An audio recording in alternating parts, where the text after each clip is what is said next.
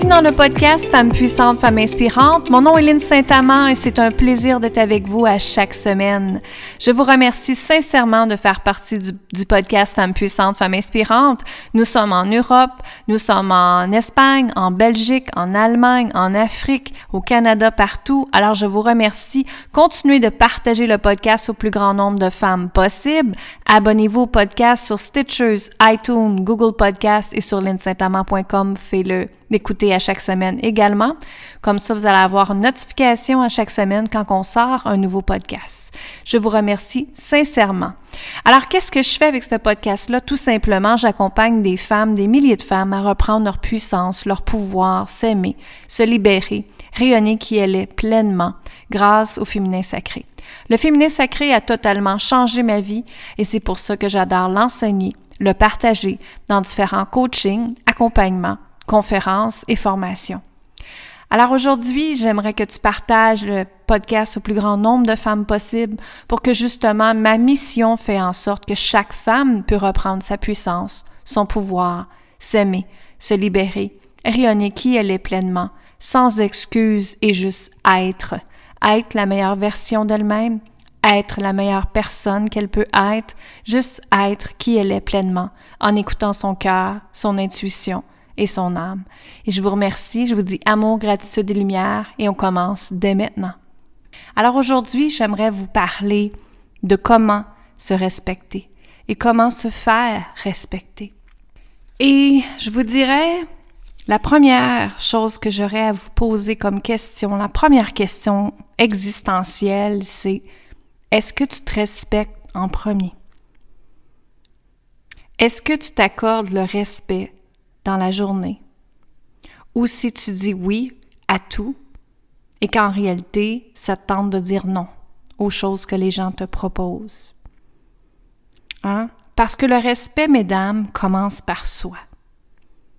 Alors, si on avait à prendre votre vie présentement, est-ce que vous êtes respecté aujourd'hui? Est-ce que vous êtes écouté de ce que vous avez besoin? Est-ce que vous avez écouté votre cœur, votre âme, votre intuition aujourd'hui? Ou si vous l'avez refoulé, mis de côté? Alors, c'est de revenir à soi en premier. Ça va avec la base de l'amour. Comment voulez-vous qu'on aime quelqu'un d'autre quand on ne s'aime pas soi-même? Quand on ne prend pas soin de soi-même en premier? Alors, le respect part de soi encore. Et ça part toujours de soi, mesdames. Alors, comment qu'on fait pour se respecter? La première chose, c'est d'écouter les gens quand ils vous posent des questions. Est-ce que vous dites non ou vous dites oui? Quand quelqu'un te demande de faire un service, est-ce que ça te tente de dire oui ou que tu dis non? Ou tu te sens coupable parce que cette personne-là t'a déjà rendu service? Ben là, il faut que je rende service moi aussi. Ça arrive souvent. Et aussi, mettons, il y a des opportunités qui peuvent arriver dans votre vie et vous dites oui, mais qu'en réalité, vous sentez votre intuition à l'intérieur de vous, vous sentez que c'est non. Alors, pourquoi pas écouter cette petite voix intérieure-là? Cette petite voix intérieure-là est votre intuition, elle est votre GPS et c'est elle qui vous guide à chaque jour sur ce que vous devriez faire dans votre vie. Et cette petite voix-là est vraiment puissante. Et pour moi, je me sers de cette voix-là, cette guidance-là, à chaque jour de ma vie. Et toute ma vie, je me suis fiée sur mon intuition. Quand ça me disait oui, je le faisais. Quand ça me disait non, je le faisais pas. Et comment de femmes que j'entends dire « Hey, si j'avais su, si j'avais écouté mon intuition, Lynne, j'aurais pas été avec ce conjoint-là. » Ou « J'aurais pas commencé ce travail-là. » Ou « J'aurais pas... » Peu importe. Alors, c'est important d'écouter votre intuition, mesdames, et de revenir dans votre cœur et de vous dire « Qu'est-ce que je veux, moi? Qu'est-ce que j'ai besoin, moi? » Et le respect part de soi, comme j'ai dit. Alors, la première règle pour moi, c'est apprendre à dire non. Apprendre à dire non à des gens qui font juste prendre votre énergie ou parce qu'ils veulent quelque chose au bout de la ligne. Apprendre à dire non à des gens peut-être que ils font juste prendre votre temps, justement, veulent avoir votre conseil, puis après ça, ils s'en vont, sans vous demander comment vous allez.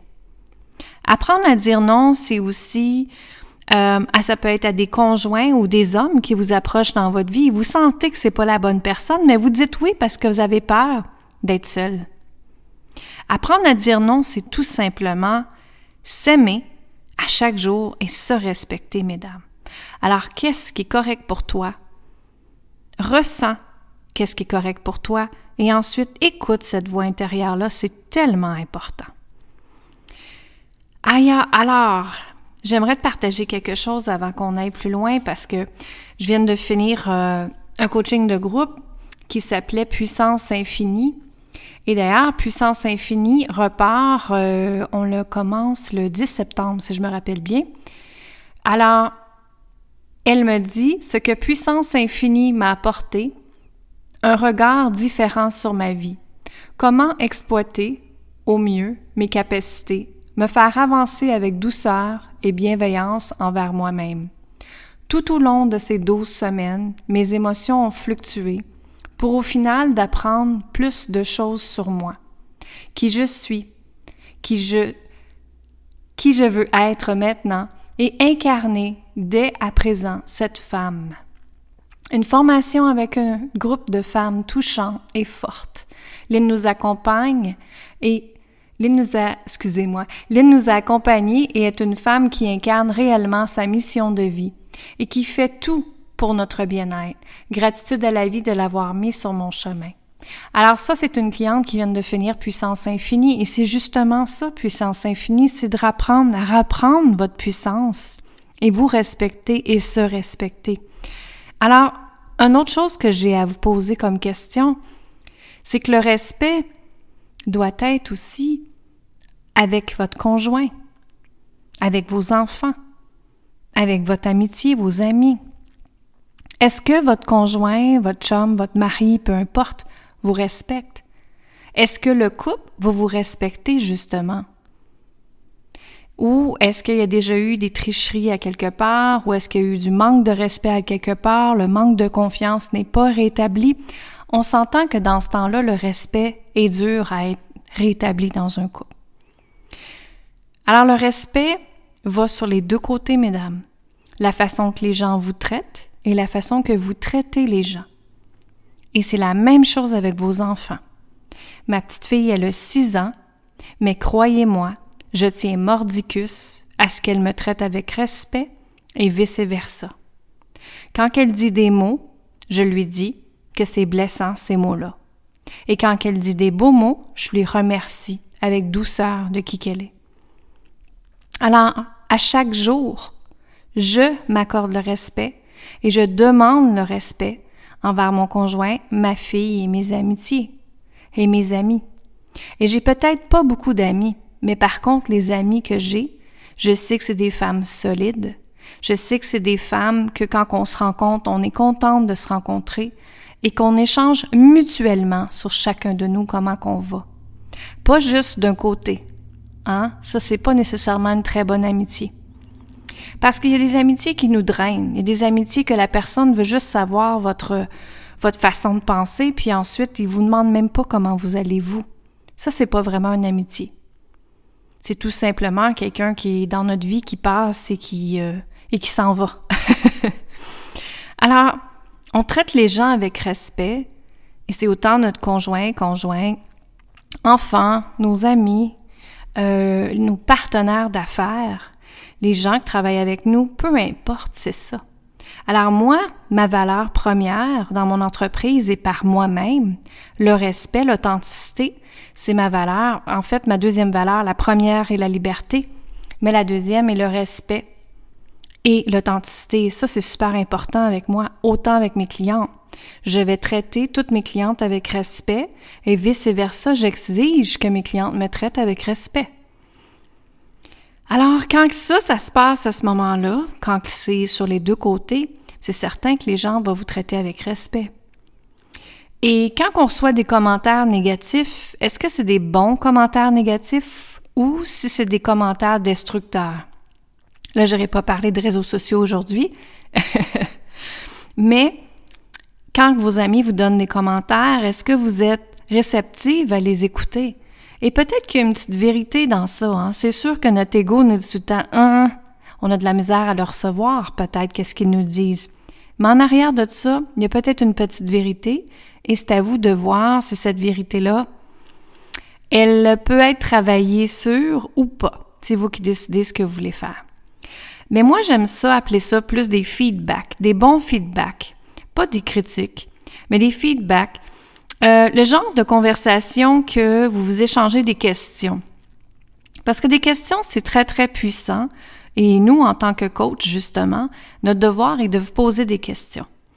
Donc, moi, souvent, quand que je suis avec une amie, je rentre pas dans le coaching, mais je vais lui dire « Oui, mais qu'est-ce qui fait que ça te bloque? Qu'est-ce que toi, tu sens que ça te bloque? Et qu'est-ce que ça serait ta peur en arrière de telle situation? » Et elle répond par elle-même. Vous comprenez? Alors, de juste être là pour poser des questions à la personne pour qu'elle-même prenne ses propres réponses. Donc, la façon de vous communiquer des gens fait toute la différence également. Est-ce que vous exprimez d'une façon que vous criez quand vous parlez aux gens? Mais c'est certain que l'autre personne va vous crier après, c'est vice-versa. Par contre, quand vous êtes dans une conversation qui dit « OK, je comprends ton point de vue, voici maintenant comment moi je me sens avec ça. » Et en disant doucement. Et à ce moment-là, la conversation va couler plus rapidement. Et je sais très bien que des fois, comme les relations amoureuses peuvent être un peu différentes, mais que l'homme a besoin de quelque chose et la femme a besoin de quelque chose. L'homme a de la misère de communiquer souvent et la femme, elle a besoin de s'exprimer les émotions. Hein. Ça vient de, je ne sais pas si vous avez déjà lu le livre « Les hommes viennent de Mars, les femmes de Vénus », je pense. Donc, quand on regarde la façon que les hommes et les femmes pensent, déjà là, ça vous emmène dans une façon de communiquer différente. Un homme a besoin de savoir directement le point que vous voulez dire et pas passer par 300 chemins avant de lui expliquer quelque chose. Alors la femme, elle, c'est certain, on a besoin de se faire sentir les émotions qui sont en arrière, de se faire dire qu'on est belle, de se faire dire qu'on est bonne, de se faire dire qu'on est capable. Ça, c'est les émotions qui ont besoin d'être connectées. Alors, la façon que vous communiquez avec les gens va faire toute la différence. Et aussi, une autre question que j'aurais à vous poser aujourd'hui, est-ce que vous êtes intéressé quand vous êtes devant une personne? Ou si tout simplement vous êtes là parce que ça peut être un party de famille, comme on va dire dans sur le côté de votre conjoint ou conjointe, et que vous êtes là parce qu'elle veut que vous soyez là ou qu'il veut que vous soyez là, vous êtes présent, mais vous n'êtes pas présent physiquement, puis vous ne posez pas de questions. Hein, vous êtes à une autre place. Vous ne voulez pas être là, tout simplement. Alors, est-ce que vous vous intéressez à des conversations des gens? Est-ce que vous allez poser des questions pertinentes qui font en sorte que les gens se rappellent de vous?